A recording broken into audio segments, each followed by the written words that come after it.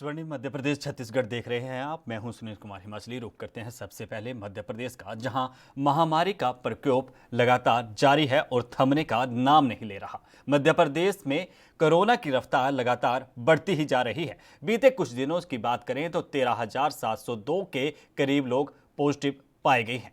इस हिसाब से हर घंटे 63 से अधिक लोग जो हैं संक्रमित हो रहे हैं। अब तक प्रदेश में 79,192 कोरोना के केस आ चुके हैं। अच्छी बात यह है कि इनमें से 59,850 लोग ठीक हो चुके हैं। वहीं एक्टिव केस की संख्या 17,702 है। वहीं संक्रमण के रोकथाम के लिए लगातार प्रयास किए जा रहे हैं।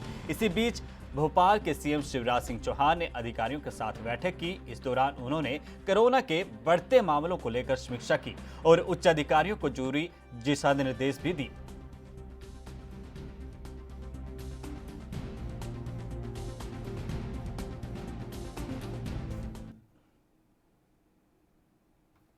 उधर मध्य प्रदेश में बढ़ते कोरोना संक्रमण के बीच महाराष्ट्र सरकार ने बड़ा झटका दिया है। दरअसल महाराष्ट्र सरकार ने अपने यहां से राज्यों को ऑक्सीजन आपूर्ति पर रोक लगा दी है। मध्य प्रदेश में महाराष्ट्र के प्लांटों से रोजाना करीब 130 टन ऑक्सीजन मिलती है। अगर इसकी आपूर्ति पूरी तरह रुक गई तो समस्या खड़ी हो सकती है। इस कड़ी में गुरुवार को सीएम शिवराज सिंह चौहान ने कहा कि ऑक्सीजन की कमी नहीं होने दी जाएगी। उन्होंने महाराष्ट्र के सीएम उद्धव ठाकरे से बात की। सीएम शिवराज ने कहा कि ऐसे संकट के समय ऑक्सीजन की सप्लाई नहीं रोकी जानी चाहिए। उन्होंने मुझे आश्वस्त किया है, हमने वैकल्पिक व्यवस्था भी की है। उधर इस मामले की गंभीरता को देखते हुए राज्य सरकार ने तय किया है कि महाराष्ट्र के इस फैसले को हाईकोर्ट में चुनौती दी जाएगी। महाराष्ट्र सरकार ने इस संबंध में चर्चा की गई और केंद्र को भी स्थिति के बारे में अवगत करवाया गया। मध्य प्रदेश सरकार ने वैकल्पिक व्यवस्था के लिए छत्तीसगढ़ के भिलाई स्टील प्लांट से ऑक्सीजन की आपूर्ति सुनिश्चित करने को कहा है। वहीं उद्योग विभाग के कमिश्नर और कलेक्टरों को भी निर्देश दिए हैं कि औद्योगिक क्षेत्रों में लगने वाली ऑक्सीजन का प्रथम उपयोग स्वास्थ्य सेवाओं के लिए होगा। साथ ही प्रदेश में जहां भी ऑक्सीजन तैयार की जाती है वहां इसकी मात्रा बढ़ाई जाएगी।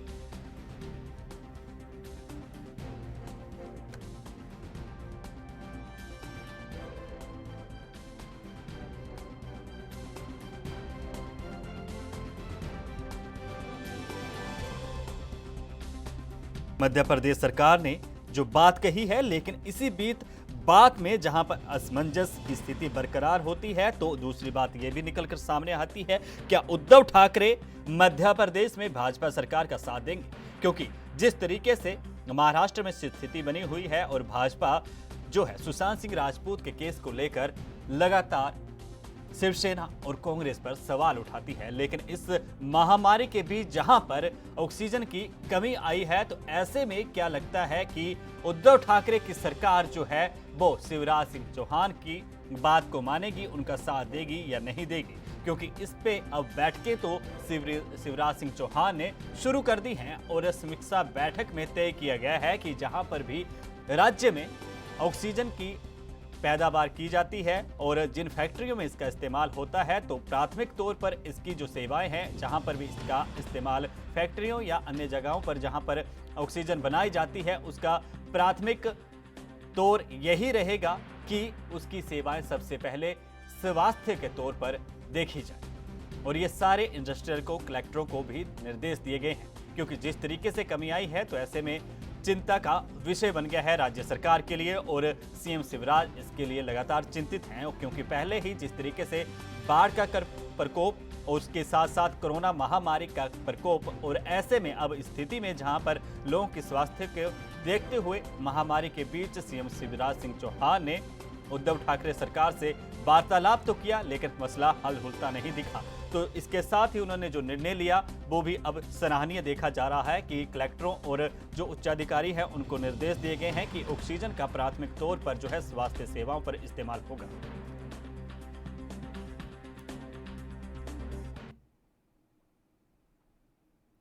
उधर मुख्यमंत्री भूपेश बघेल की अध्यक्षता में उनके निवास कार्यालय में छत्तीसगढ़ ग्रामीण रोजगार गारंटी परिषद की बैठक की गई।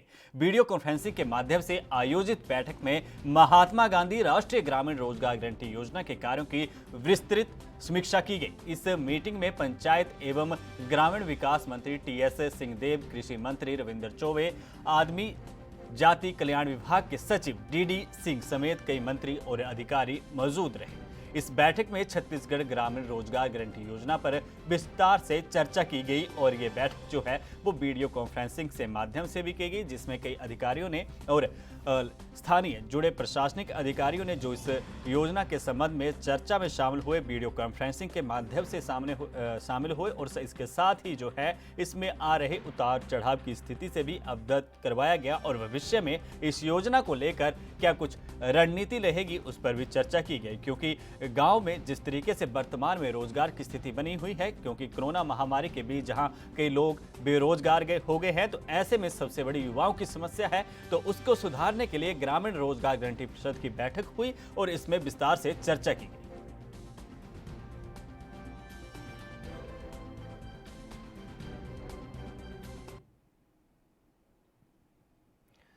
उधर मध्य प्रदेश के बैतूल जिले के गोंडा डोगरी विधायक ब्रह्मा भलाविक ने बीजेपी पर खरीद फरोख्त के आरोप लगाए हैं। उन्होंने कहा है कि बीजेपी वालों ने उन्हें 50 करोड़ का ऑफर दिया था, जिसे लेकर उन्होंने तंज कसते हुए कहा कि वो कितने भी पैसे दे दे लेकिन मैं बीजेपी में नहीं जाऊंगा। गोड़ा डोंगरी के विधायक ब्रह्मा वलावी ने मीडिया से कहा कि बीजेपी वालों ने मुझसे शाहपुर में धोखे से बीजेपी कार्यालय का फीता कटवा दिया था, मुझे बर्तन वितरण कार्यक्रम में बुलाया था, उसी कार्यक्रम के पास जनपद के कॉम्प्लेक्स के शुभारंभ का कार्यक्रम था। कार्यक्रम में बीजेपी कार्यालय का भी शुभारंभ हो गया और बीजेपी वालों ने मुझे धोखा दिया। उन्होंने कहा कि बीजेपी वाले उनके पास आए थे और उन्हें बीजेपी में शामिल होने के लिए 50 करोड़ रुपए का ऑफर दे रहे थे, जिस पर उन्होंने कहा था कि 10 अरब भी दोगे तो मैं बीजेपी में शामिल नहीं होऊंगा। क्योंकि जिस तरीके से लगातार जो है मध्य प्रदेश में पहले भी कांग्रेस की ओर से ये इल्जामबाजी की गई थी, जब ज्योतिरादित्य सिंधिया ने जो है कांग्रेस का साथ छोड़ भाजपा के कमल का दामन थाम लिया था। और अब ऐसे में लगातार जिस तरीके से इल्जाम लगते रहे, मध्य प्रदेश में एक बार फिर से विधायक के बयान ने कहीं ना कहीं सियासी सुगबुगाहट पैदा कर दी है और आने वाले दिनों में ये बयान राजनीतिक विषय भी बन सकता है। वो इसलिए क्योंकि कुछ एक सीटों पर विधानसभा उपचुनाव होने हैं और जिसमें ज़्यादातर सीटें जो हैं उसमें चंबल और बाकी क्षेत्रों की वो जिसमें ज्योतिरादित्य सिंधिया का दबदबा देखा जाता है। तो ऐसे में हर पार्टी चुनाव प्रचार में जुटी हुई है। तो वहीं पूर्व सीएम कमलनाथ भी किसी से कम नहीं है। दोनों पार्टियों की ओर से बहुमत हासिल करने की उपचुनाव में बात की भी जा रही है और दावा भी ठोका जा रहा है।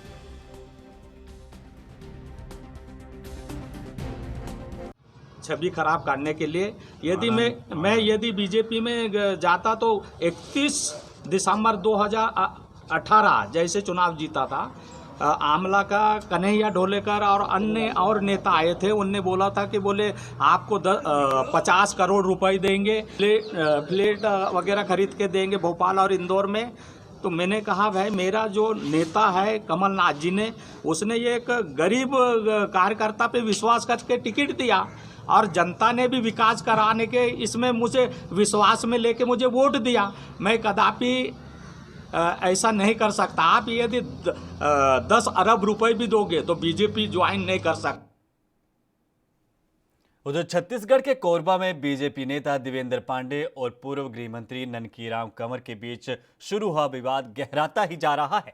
पांडे ने ननकीराम से जान का खतरा होने की बात कहते हुए सुरक्षा की मांग की है। उनका कहना है कि उनके पास ऐसे लोग हैं जो किसी भी तरह की आपराधिक घटना को उनके इशारे पर अंजाम दे सकते हैं। दरअसल जिले में सृष्टि इंस्टीट्यूट एंड रिसर्च से उपजे 2 बीजेपी नेताओं के पैसे के लेन देन और सदस्य नहीं बनने पर तूल पकड़ने का मामला गर्माता ही जा रहा है। मामले को लेकर उपजे विवाद में जाग थाना में एट्रोसिटी मामले समेत अन्य धाराओं में हुई गिरफ्तारी और फिर कोर्ट से उसी दिन जमानत मिलने के बाद देवेंद्र पांडे और उनके बेटे ने प्रेस कॉन्फ्रेंस लेते हुए मीडिया से बात की। इस दौरान उन्होंने खुद को और अपने परिवार को ननकीराम कंवर से जान का खतरा बताया था।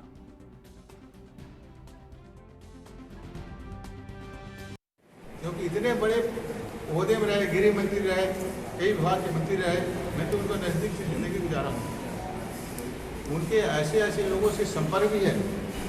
आप लोग कोरबा जिले में रहते हैं, मैं उनके साथ ही साथ घूमा हूँ, देखा हूँ। ऐसे ऐसे लोगों से संपर्क भी है कि जो कुछ भी कर सकते हैं, कुछ भी करा सकते हैं, घटना को दुर्घटना के रूप में परिवर्तित कर सकते हैं। उसमें क्षमता है और उनका जीवन का अनुभव है।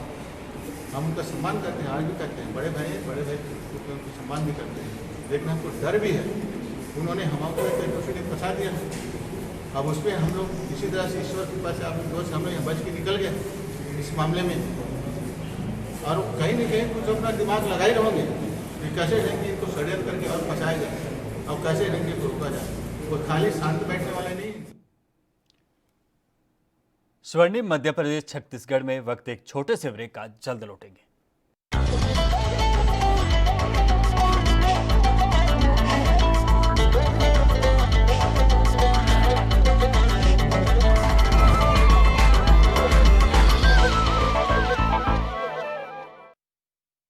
केंद्रीय मंत्री रामदास अठावले आज रात 9 बजे लाइव एक्सक्लूसिव सिर्फ ANV न्यूज पर। सबसे अलग अंदाज, हम बनेंगे आपकी आवाज, सवालों की धार, खबरों की बौछार, सिर्फ मेरे साथ ANV न्यूज पर।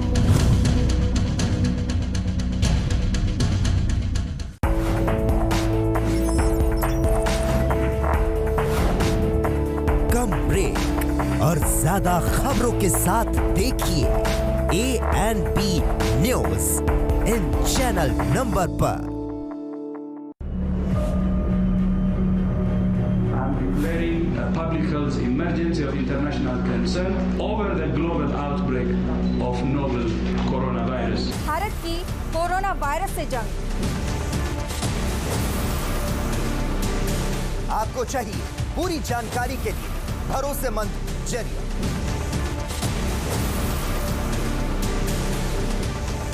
जानकारी जो अफवाहों पर ना हो। 24 घंटे 7 दिन लगातार सिर्फ ANV न्यूज पर। सबसे अलग अंदाज, हम बनेंगे आपकी आवाज, सवालों की धार, खबरों की बौछार, सिर्फ मेरे साथ ANV न्यूज पर।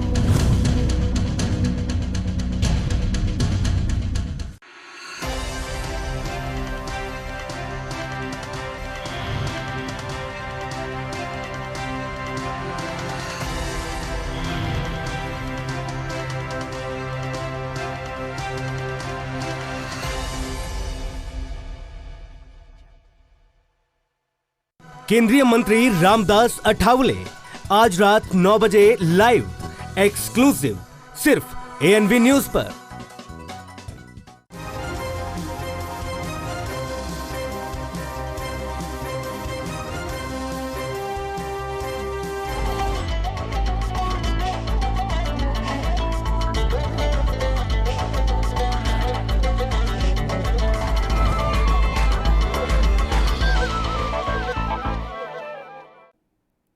स्वर्णिम छत्तीसगढ़ मध्य प्रदेश में ब्रेक के बाद आपका स्वागत है। रुक करते हैं छत्तीसगढ़ के सुकमा का, जहां जिले में नक्सलियों ने ग्रामीण के लिए ले जा रहे PDS से भरे ट्रक को जलाने की कोशिश की, लेकिन नक्सलियों के नापाक मंसूबे CRPF 219 के जवानों ने नाकाम कर दिए और मौके पर पहुंचकर गाड़ी को जलाने से बचा लिया। बता दें कि भेजी इलाके के लिए ग्रामीणों के लिए PDS राशन ले जाया जा रहा था, तभी 10 से 15 नक्सलियों ने ट्रक पर आगजनी की कोशिश की, लेकिन जवानों को आता देख नक्सली भाग खड़े हुए।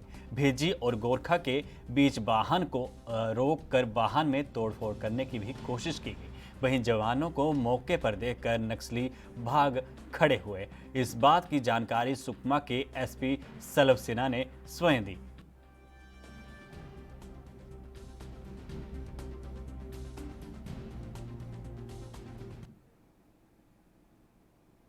तो उधर छत्तीसगढ़ के सुकमा में नक्सलियों के हौसले इतने बुलंद हैं कि नक्सलियों को किसी का खौफ नहीं। दरअसल नक्सलियों की ओर से कोंटा एरिया कमेटी ने पर्चा जारी किया है, जिसमें व्यापारियों और ठेकेदारों को चेतावनी दी गई है। इसमें लिखा गया कि जो भी पुलिस फोर्स का सामान सप्लाई करेगा उसे जान से मार दिया जाएगा। इसके साथ ही पुल पुलिया और सड़क निर्माण कार्य करने वाले ठेकेदारों और पुलिस फोर्स का सामान सप्लाई करने वालों को भी गाड़ियां जलाने की चेतावनी दी गई है। कोंटा, दोरनापाल समेत कई व्यापारी और ठेकेदारों को नामजद चेतावनी दी गई है। फोर्स का सामान सप्लाई करने वाले को पिटाई और मौत की सजा देने की चेतावनी भी दी गई है।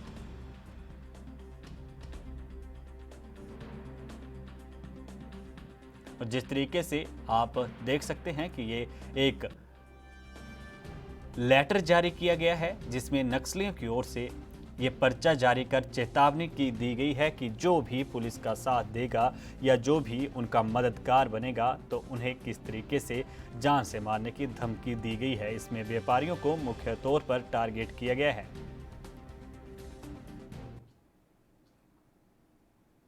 उधर मध्य प्रदेश के भोपाल में पंचायती विकास की पोल खुलती हुई नजर आ रही है।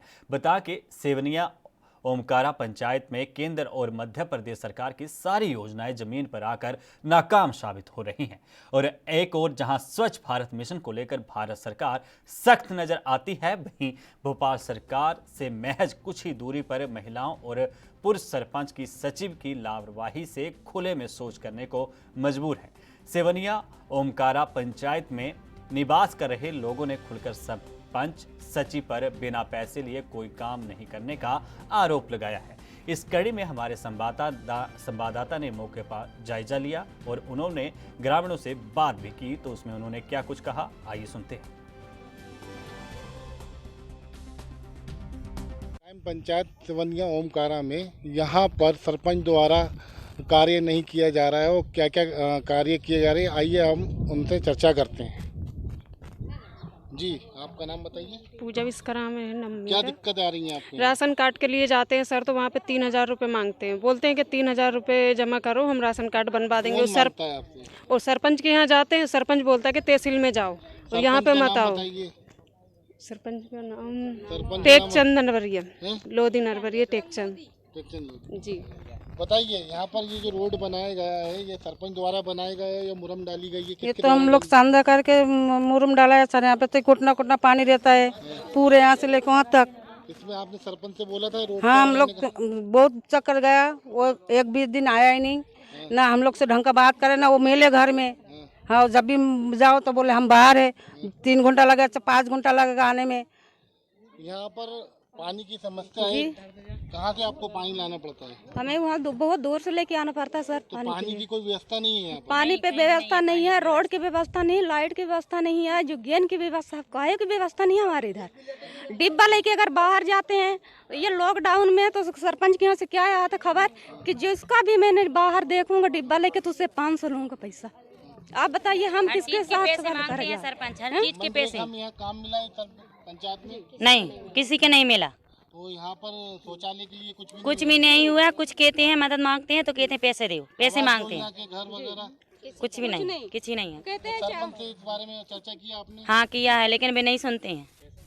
सरपंच टेकचंद और पूजा मांगती है, चौहान पूजा। कौन है? चौहान की लड़की, पुलिस वाले की लड़की। सरकारी है? हाँ, सरकारी ड्यूटी वाली। कुछ भी करो तो कहते पैसे दो, पैसे दो, हर चीज में पैसे मांगते हैं।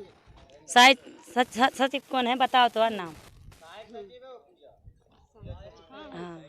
हाँ, तो उन्हें पैसे काम हम लोग करते हैं बच्चे छोड़ के, तब जब अकाउंट में पैसे आता है तो उन्हें मुझसे बोलते हैं अकाउंट से पैसे लेके मुझे दो, जब हम आपके लेबर कार्ड बना के देंगे। हमारी सर इतनी बड़ी बड़ी लड़कियां, ये लड़कियां देखिए आप, ये बाहर जाती हैं शौचालय में, लेकिन यहाँ पे कोई विकास नहीं हुआ है अभी तक। यहाँ विकास का नाम ही नहीं है। 5-6 साल हो गए।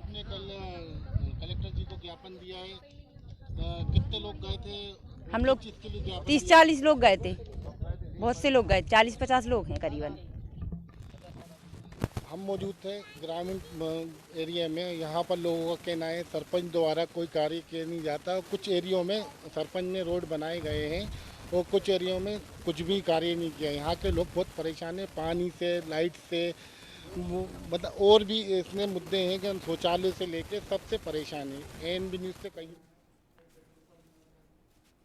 तो उधर मध्य प्रदेश के बेटमा में मेठवाड़ा टोल प्लाजा मैनेजर की शिकायत पर राष्ट्रीय राजपूत करनी सेना के जिलाध्यक्ष ऋषिराज सिंह सिसोदिया को बेटमा पुलिस ने गिरफ्तार किए जाने से नगर का माहौल गर्मगा गया। जिलाध्यक्ष की गिरफ्तारी की खबर पर टोल के आसपास के करनी सेना से जुड़े लोग इकट्ठा हो गए और बेटमा में मेठवाड़ा टोल प्लाजा पहुंचे और विरोध जताना शुरू कर दिया। उनकी मांग थी कि टोल नाके के नज़दीकी निवासियों से टोल न वसूला जाए। इसके बाद एनएच के अधिकारियों के साथ करनी सेना के पदाधिकारियों की 11 सितंबर को बैठक कर हर समस्या का हल निकालने का आश्वासन दिया गया, जिसके बाद करनी सेना ने प्रदर्शन कर खत्म किया। इस कड़ी में ऋषिराज सिंह ने कहा कि अगर 2 दिनों के बाद लोकल लोगों के लिए टोल फ्री नहीं किया गया तो हम इस टोल को तोड़ देंगे। फिलहाल पुलिस ने राष्ट्रीय राजपूत करनी सेना के इंदौर जिलाध्यक्ष ऋषिराज सिंह सिसोदिया को बेटमा पुलिस ने गिरफ्तार करने के बाद बातचीत करने के बाद जो आपसी सलाह हुई उसके बाद छोड़ दिया। मुख्य इशू है वो ये है कि टोल से एग्जाम्पशन किस तरीके से उनको मिल सकता है, उनसे हमारी बात हुई है और जो NHAI के यहाँ के सीनियर ऑफिसर्स हैं उनके साथ चर्चा होगी और जो लोकल लेवल पे सर्कुलर जो कहता है, जो शासन के निर्देश हैं उसके अनुक्रम में जो अगल बगल रहने वाले कुछ किलोमीटर्स की दूरी पे रहने वाले किसान हैं या अन्य लोग हैं उनको एग्जाम्पशन देने के बारे में बात होगी। एक और जो मुख्य मांग थी वो ये था कि जो किसान हैं जिनकी ज़मीन गई है इस रोड को बनाने में उनको एम्प्लॉयमेंट देने की बात हुई है, तो ये डिमांड उन्होंने की है। इसके बारे में भी जो सीनियर ऑफिसर्स उनके होंगे उनके साथ जब चर्चा होगी तो ये इशू भी आएगा। सर, पूर्व में प्रशासनिक अधिकारियों ने वादा किया है कि 11 तारीख के दिन जो टोल के मैनेजमेंट है और जो ऑनर है उनको बुलाया जाएगा और हमारी मांगों को उनके सम्मुख रखा जाएगा और वो उन्होंने आश्वस्त विश्वास दिलवाया हम लोगों को कि 11 तारीख के दिन जो 20 किलोमीटर की हमने मांग की है जो भी टोल नियम अंतर्गत आएगा वो उसको किया जाएगा। और वहीं अगर बात कोरोना वायरस को लेकर करें तो प्रशासन लगातार जन जागरूकता फैलाने का काम कर रहा है। मध्य प्रदेश के रीवा की पुलिस ने एक अनोखी पहल शुरू की है। आपको बता दें कि रीवा पुलिस ने कोरोना जागरूकता पर एक फिल्म बनाई है। ये फिल्म रीवा पुलिस अधीक्षक राकेश सिंह के द्वारा बनाई गई है। फिल्म का नाम कोरोना काल की बहू रखा गया है, जो वर्तमान परिस्थितियों में कई तरह के संदेश देती हुई नजर आ रही है। ये फिल्म सोशल मीडिया पर भी खूब सुर्खियां बटोर रही है।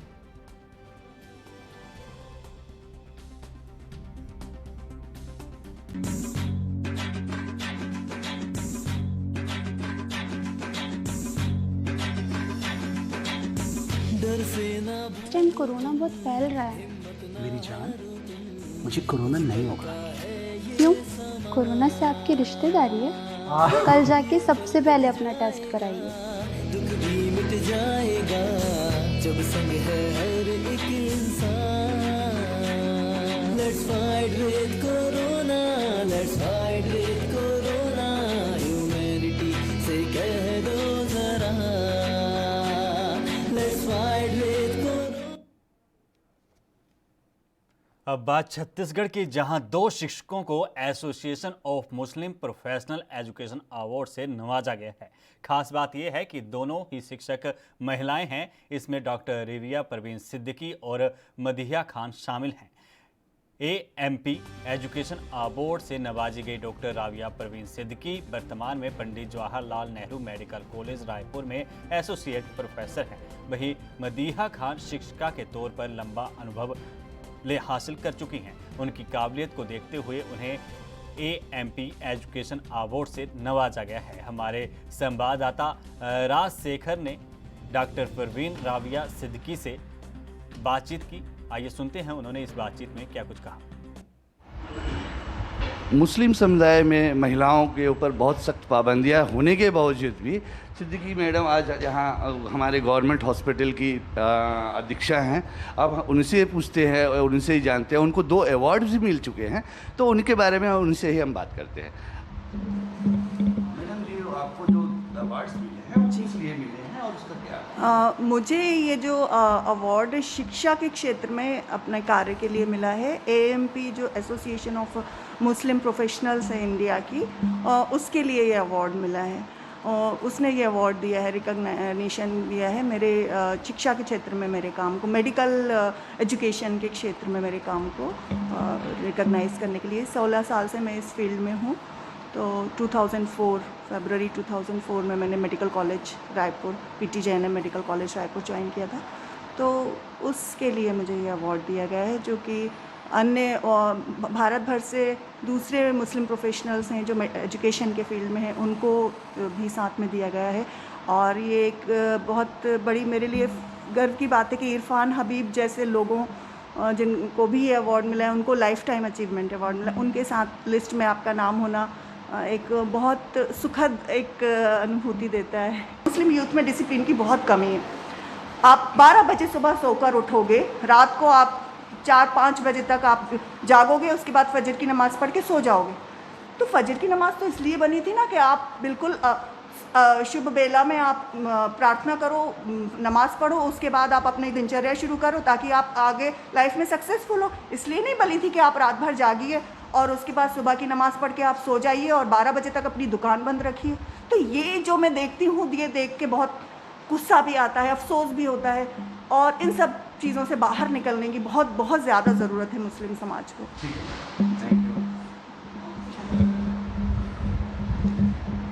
मैं राजशेखर अमीन के साथ रायपुर से ANB न्यूज़ के। स्वर्णिम मध्य प्रदेश छत्तीसगढ़ के इस बुलेटिन में इतना ही। मुझे यानी सुनील कुमार हिमाचली को दीजिए इजाजत। धन्यवाद।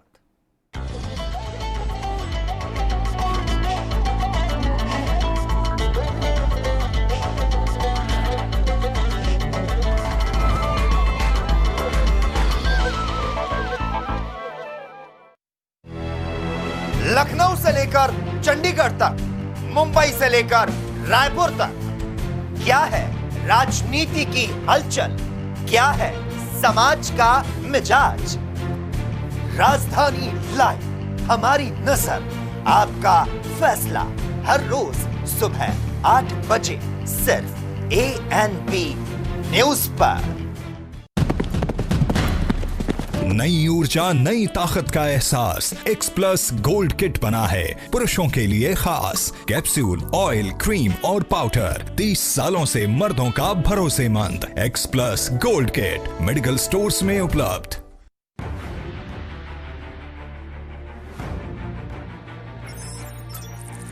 खबर चाहे सियासत की हो या सरकार की,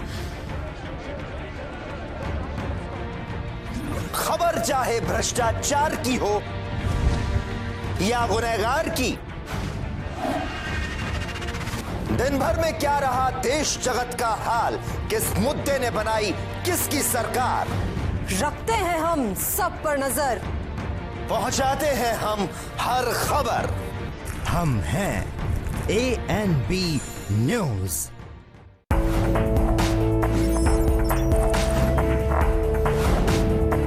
कम ब्रेक और ज्यादा खबरों के साथ देखिए ANB news in channel number पर।